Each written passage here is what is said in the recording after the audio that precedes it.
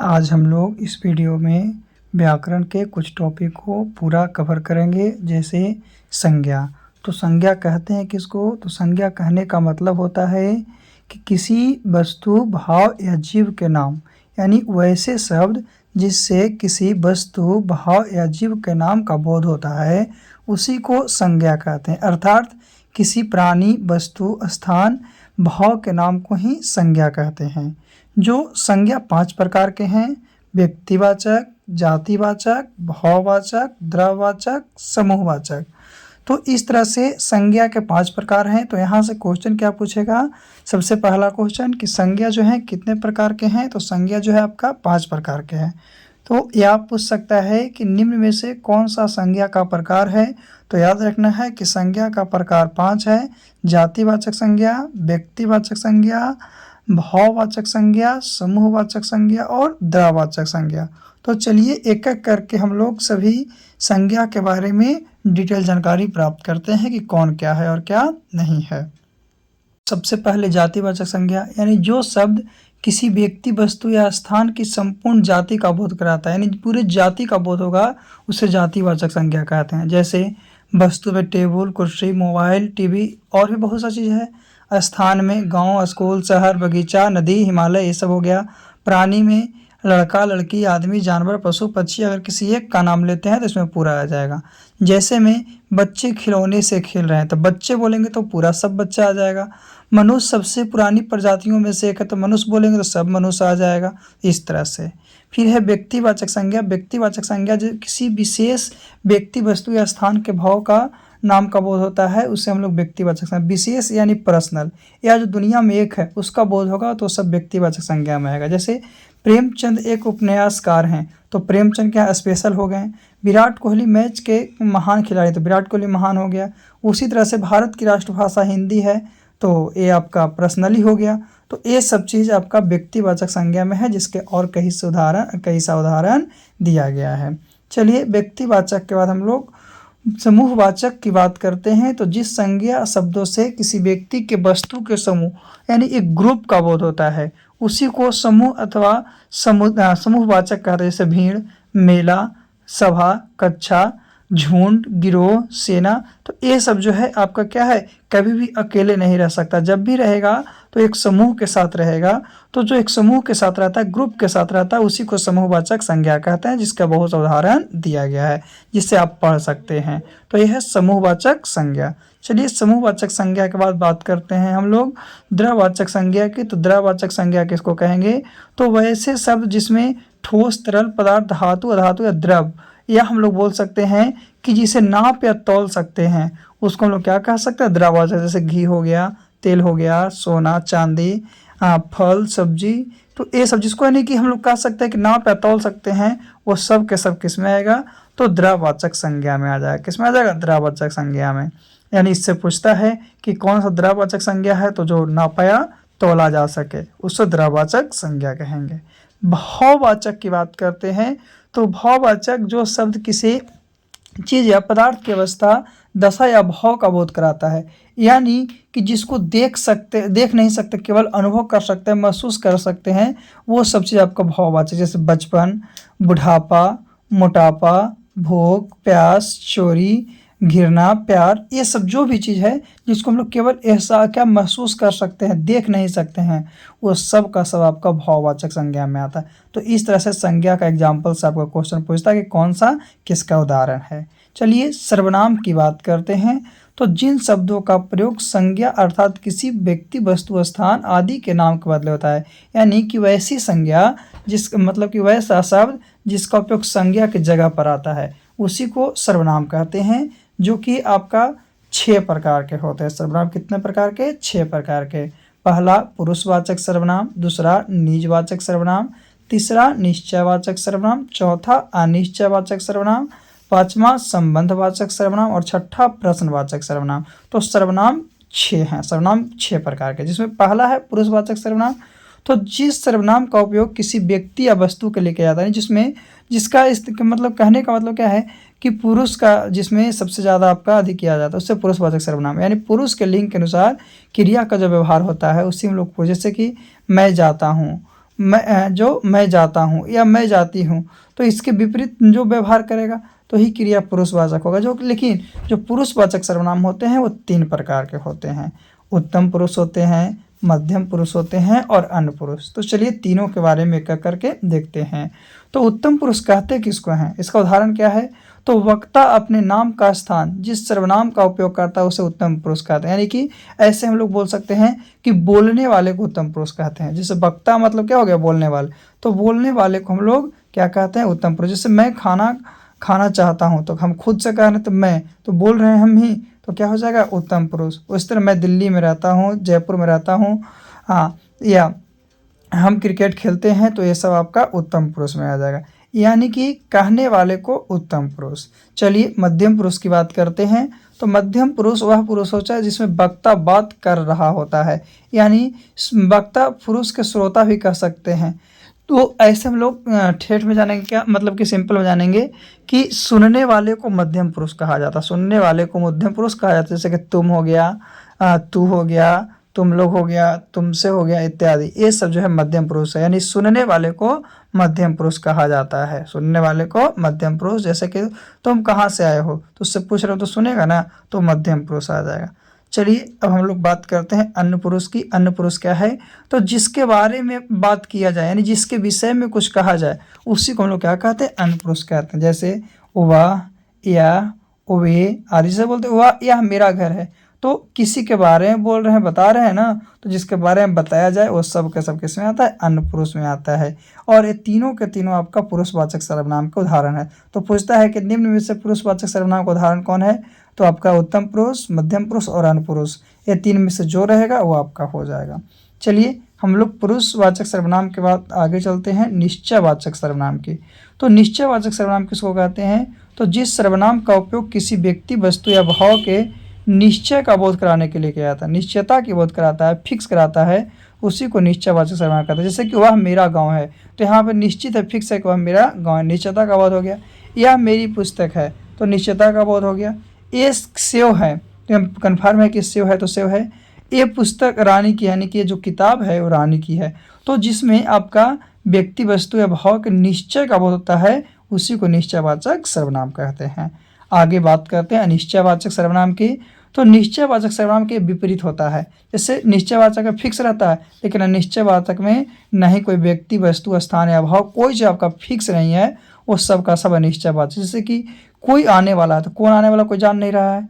कुछ, तुम कुछ कह रहे हो, कुछ कह रहे हो कन्फर्म है, ये नहीं कुछ कह रहा है ना। कोई कुछ नहीं बोल रहा है। कोई आ गया, तो हम क्या करेंगे? यानी कि कोई, कुछ, किसी, कौन, किससे, किन्हीं को, किन्हीं ने, जहाँ तहाँ, तो ये सब आपका निश्चयवाचक सर्वनाम में आ जाएगा। बात करते हैं आगे संबंधवाचक सर्वनाम की। तो जिस सर्वनाम से दो वाक्य या किसी संज्ञा से संबंध जोड़ा जाता है, संज्ञा से संबंध को जोड़ा जाता है, उसी को संबंधवाचक सर्वनाम कहते हैं। जैसे कि जो सो, तैसी वैसी, जहाँ तहाँ, जिसकी उसकी, जितना उतना, जैसा जिसका, जो कि, कहने का मतलब जैसे कि वाक्य में प्रयोग करके, यह वही गुड़िया है जैसे तुमने मांगी थी, तो क्या उसका साथ रिलेशन हुआ ना कि ये गुड़िया वैसा ही है जैसा तुम मांगा था। मैं क्या कहूँ, उसकी बहन मेरी दोस्त है, तो ये भी एक प्रकार का संबंध। हम क्या कहें, उसकी बहन जो है मेरी दोस्त है। फिर निजवाचक सर्वनाम। तो निज का अर्थ होता है अपना, और वाचक का अर्थ होता है बोध, यानी अर्थात अपनापन का बोध होता है, उसी को निजवाचक कहते हैं। जैसे हमें, तुम, अपने, आप हो गया ना, तो निजी, खुद स्वयं। जैसे कहता है मैं अपने आप चला जाऊंगा, तो खुद का बोध होता है, तो निजवाचक में हो जाएगा। या बोलेगा यह मेरी निजी कंपनी है, तो अपनापन का बोध हो रहा है, तो यह निजवाचक सर्वनाम होगा। जिसमें अपनापन का बोध होता है उस सर्वनाम को निजवाचक सर्वनाम कहते हैं। चलिए आगे बात करते हैं सर्वनाम के बाद प्रश्नवाचक सर्वनाम की। तो जिस सर्वनाम का उपयोग करके किसी व्यक्ति, वस्तु इत्यादि के बारे में पूछा जाता है, किसी के बारे में पूछ रहे हैं, यानी क्वेश्चन कर रहे हैं, सीधा सीधी है कि जिसको हम मतलब कि क्वेश्चन पूछने का बोध होता है, उस सब का सब प्रश्नवाचक सर्वनाम में आता है। जैसे कौन, किसका, क्या, किसने, कैसे, कब, क्यों, कहाँ, किस लिए, तो ये सब जो है प्रश्नवाचक सर्वनाम का उदाहरण है। जैसे तुम कौन हो, है ना, तुम्हारा घर कौन है, तुम कहाँ से आ रहे हो, या तुम कहाँ जा रहे हो, तुम क्या बोल रहे हो, तो ये एक प्रकार का क्वेश्चन पूछ रहा है, तो प्रश्नवाचक हो जाएगा। चलिए आगे चलते हैं। प्रश्नवाचक के बाद हम लोग विशेषण की बात करते हैं। तो विशेषण एक ऐसा शब्द है जो संज्ञा या सर्वनाम की विशेषता को बतलाता है, संज्ञा या सर्वनाम की विशेषता को बतलाता है और तथा ऐसी शब्दों की विशेषता बताने वाले को ही विशेषण कहते हैं। जैसे काला, सुंदर, कायर, डरपोक इत्यादि ये सब विशेषण के। तो विशेषण मूलतः 4 प्रकार के होते हैं, ऐसे इसमें 5 दिया गया लेकिन रियलिटी 4 होते हैं आपका। गुणवाचक विशेषण, परिणामवाचक विशेषण, संख्यावाचक विशेषण और सर्वनामिक विशेषण, ये 4 मुख्य हैं। गुणवाचक, परिणामवाचक, संख्यावाचक और सर्वनामिक, एक एक करके चारों के बारे में जानते हैं। तो गुणवाचक ऐसे शब्द जो किसी व्यक्ति या वस्तु के गुण, दोष, रूप, आकार, स्थिति, स्वभाव, गंध आदि शब्दों का बोध कराता है। कोई क्वालिटी क्या है, जैसे गुण क्या है, उसमें डिमेरिट क्या है, उसका रूप क्या है, आकार क्या है, तो ये सब जो है आपका क्या है, गुणवाचक। जैसे कि शाम को आसमान सुनहरा रहता है, तो क्या क्वालिटी है। एक मीठा केला है, यानी केला जो कैसा मीठा है, तो गुण बतला रहा है। राम बहुत बलवान है, राम को क्वालिटी बता रहा है, वो बहुत बलवान है। पृथ्वी गोल है, तो पृथ्वी की बता रहा है क्या कि ये गोल, क्वालिटी बता रहा है कि गोल है। खुशी बहुत खूबसूरत है, यानी खुशी की विशेषता बतला रहा है कि वो बहुत खूबसूरत है। फिर है परिणामवाचक विशेषण। तो ऐसे विशेषण शब्द जो हमें किसी संज्ञा या सर्वनाम के माप तौल के या मात्रा को करें, जिसमें नाप तौल कर सकते हैं, जिसको जानकारी प्राप्त होता है, उसे ही हम लोग परिणामवाचक विशेषण कहते हैं। जैसे 1 किलो आटा, 1 किलो आटा जो हो गया आपका परिणाम है। 4 किलो मैदा, 4 किलो मैदा भी परिणाम है ना। तो ये आपका परिणाम होगा जिसमें माप तौल या मात्रा का बोध होगा। और परिणामवाचक विशेषण 2 प्रकार के, एक निश्चित और एक अनिश्चित। एक निश्चित होते हैं तो क्या होते हैं, अनिश्चित होते हैं। चलिए परिणामवाचक विशेषण के बाद हम लोग आगे जानते हैं कि आगे कौन सा विशेषण है। तो अगला है सर्वनामिक विशेषण।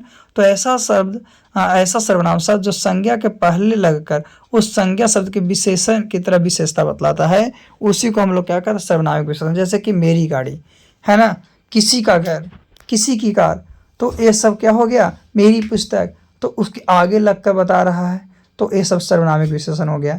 और ये जो है आपका 6 प्रकार के, जैसे संकेतवाचक, अनिश्चयवाचक, प्रश्नवाचक, संबंधवाचक, मौलिक और यौगिक, ये 6 है जो कि सर्वनामिक विशेषण हैं। चलिए आगे हम लोग चलते हैं। सर्वनामिक विशेषण के बाद क्या है, तो संख्यावाचक विशेषण। संख्यावाचक विशेषण जिसमें संज्ञा सर्वनाम का बोध कराएगा ना, तो किसके रूप में, संख्या के रूप में। जैसे कि उस स्कूल में क्या है, या उस क्लास में 40 स्टूडेंट है, वहाँ 5 केला, संख्या बता रहा है ना। ये 2 डंडे हैं, है ना, संख्या बता रहा है। 2 किलो चीनी, तो ये तो परिणाम में आ गया। ये 2 कंप्यूटर हैं, तो ये आपका संख्यावाचक में आ गया। तो इस तरह से आपका विशेषण का प्रकार हो गया, जिसके माध्यम से हम लोग किसी विशेषण को सिलेक्ट कर सकते हैं कि कौन सा विशेषण क्या है, कौन सा विशेषण क्या है। चलिए एक बार फिर से हम लोग शॉर्ट में देख लेते हैं विशेषण को। तो गुणवाचक जो विशेषण हमें संज्ञा सर्वनाम के रूप में रंग आदि का बोध कराता है, जैसे ताजमहल एक सुंदर इमारत है।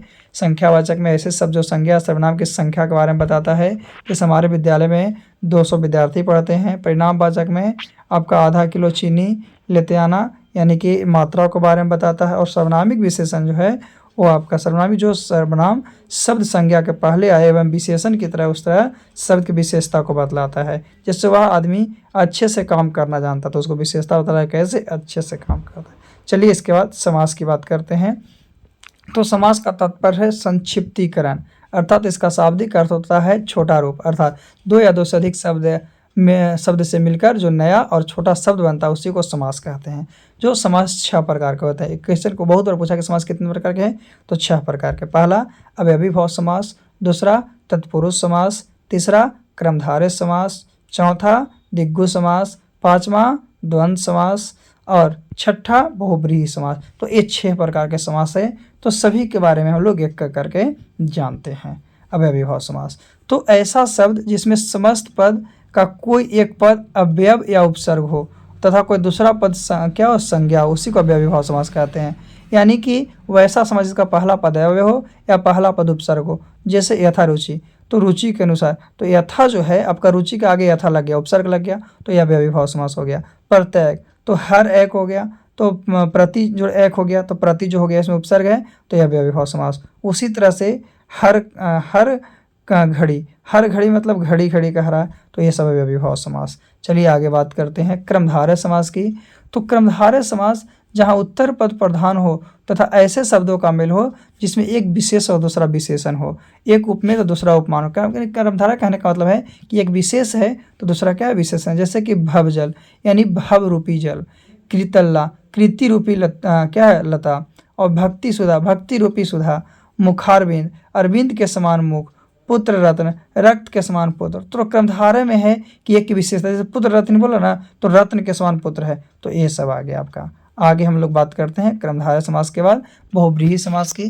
तो बहुव्रीहि समास ऐसे समास को कहते हैं जिसका कोई भी पद प्रधान नहीं होता है, बल्कि बीच में आकर कोई तीसरा पद जो होता है वो प्रधान बन जाता है, उसी को बहुव्रीहि समास कहते हैं। यानी कहने का मतलब है कि उसका कोई अलग अर्थ निकाला, जैसे कि दशानन, तो दशानन कहने का मतलब क्या है कि रावण, तो एक अलग अर्थ निकाला। जैसे गजानन, तो गजानन कहने का मतलब क्या है, गणेश, तो एक अलग अर्थ निकाला। चतुर्भुज, तो चतुर्भुज है उसका मतलब विष्णु हो गया। त्रिलोचन यानी शिव, पिता क्या है, पीताम्बर, तो पीताम्बर कहने का मतलब संबंध में उन्हें, तो ये आपका बहुव्रीहि में क्या है आएगा। पीताम्बर कहने का मतलब ये नहीं आ जाएगा। तो ये सब याद रखना है कि क्या है। फिर तत्पुरुष समास, तो जिस सामाजिक शब्द का उत्तर पद प्रधान होता है उसे तत्पुरुष समास कहते हैं, और इनके दोनों पदों के मध्य आने वाले उपसर्गों के लिए उपयोग होता है। तो तत्पुरुष समास भी आपका 6 प्रकार के हैं। तत्पुरुष समास 6 प्रकार के हैं। उत्तर पद प्रधान, जैसे राजपुत्र, तो राजा का पुत्र, तो राजा के लिए इंपॉर्टेंट क्या हो गया, पुत्र। गंगा जल, तो गंगा के लिए जल, तो जल क्या हो गया, इंपॉर्टेंट हो गया। तो ये हो गया आपका तत्पुरुष समास का उदाहरण। किसका,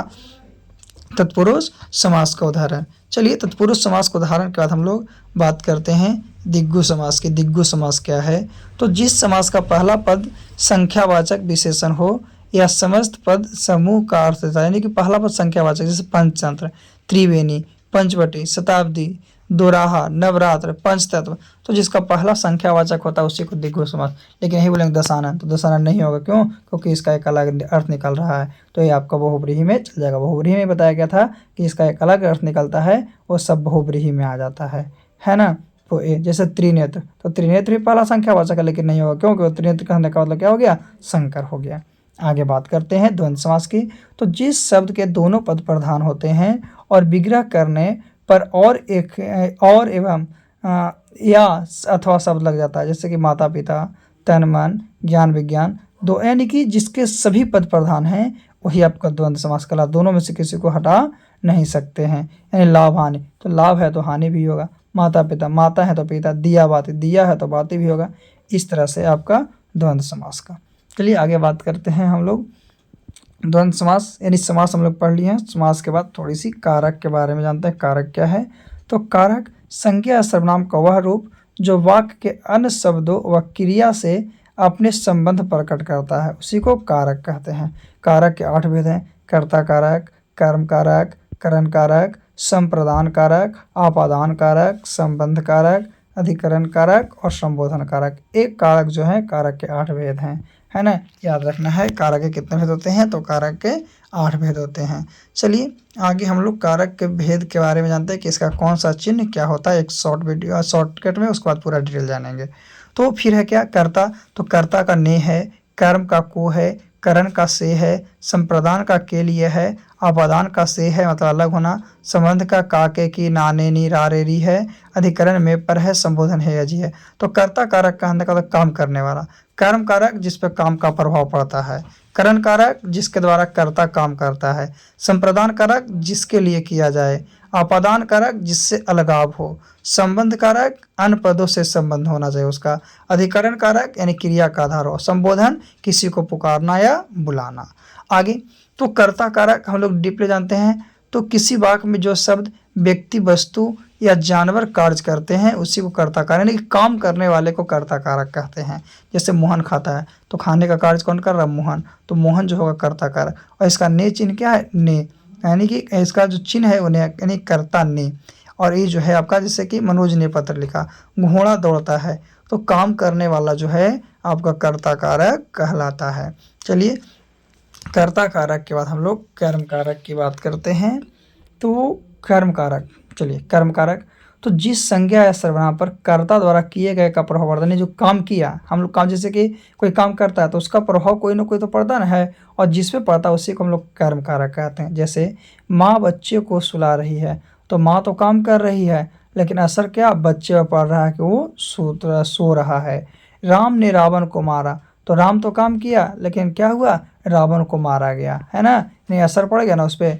इससे मोहन पुस्तक पढ़ता, पुस्तक पढ़ेगा तो उसको याद होगा। तो ये सब यानी कि कर्म कारक में आ गया। इसका को है आपका चिन्ह।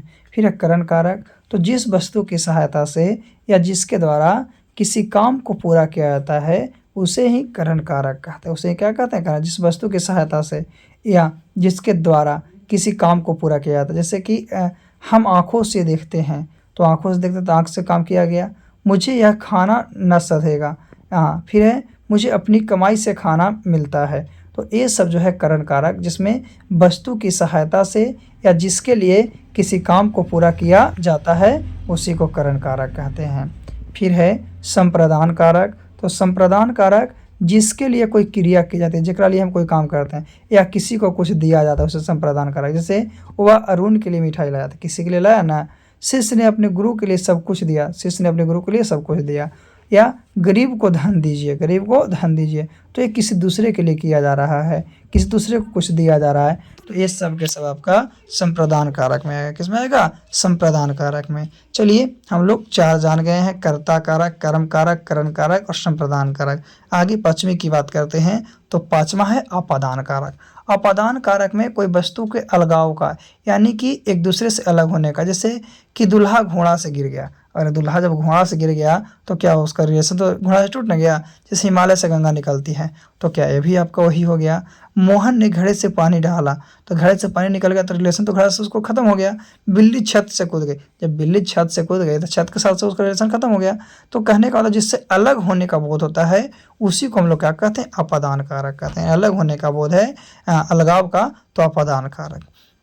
आगे बात करते हैं। आगे है संबंध कारक। तो शब्द के जिस रूप से संज्ञा या सर्वनाम के साथ संबंध का बोध होता है, उसे संबंध कारक कहते हैं, है ना। जैसे सीता का भाई आया है, रहीम का मकान छोटा, तो रहीम का मकान है, रहीम को मकान के साथ संबंध है ना। तो इस तरह से आपका संबंध कारक है। क्या है? संबंध कारक है। तो अभी हम लोग कितने टोटल 6 कारक के बारे में जान गए हैं। चलिए 2 कारक और है, जिसमें अधिकरण कारक है और संबोधन कारक है। तो सबसे पहले हम लोग जानकारी प्राप्त करेंगे अधिकरण कारक की।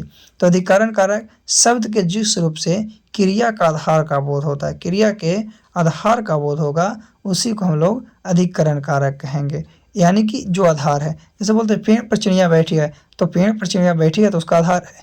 या इन दिनों वह पटना में है, तो उसका पटना आधार है ना। वह द्वार द्वार भीख मांगता चलता है, तो उसको आधार हो गया कि वो भीख ही मांग रहा है। जिसमें वो आया था उसमें मैं नहीं था, तो क्या ये भी आपका उसका आधार है ना। तो ये सब आपका आ गया अधिकरण कारक में। चलिए लास्ट हम लोग देखते हैं संबोधन कारक क्या है। तो संबोधन कारक जिस शब्दों का प्रयोग किसी को बुलाने या पुकारने में किया जाता है, उसे संबोधन कारक कहते हैं। कोई को बुलाने, जैसे कहते हैं अरे यहाँ सुनो, तो किसी को बुला रहे हैं। या तो बोलते हैं बाबू एक गिलास पानी लाओ, तो बुलाते ना हैं, हे श्याम इधर आओ। तो ये सब आपका संबोधन कारक में आ गया। चलिए तो आज के लिए इतना ही टॉपिक, जिसमें हम लोग 5 टॉपिक के बारे में सीखे हैं। अगले वीडियो में पुनः हम लोग इससे डिटेल एक लाइव क्लास के जरिए कभी देखेंगे, जिसका इन्फॉर्मेशन आपको दिया जाएगा। तो आज के लिए इतना ही काफ़ी है।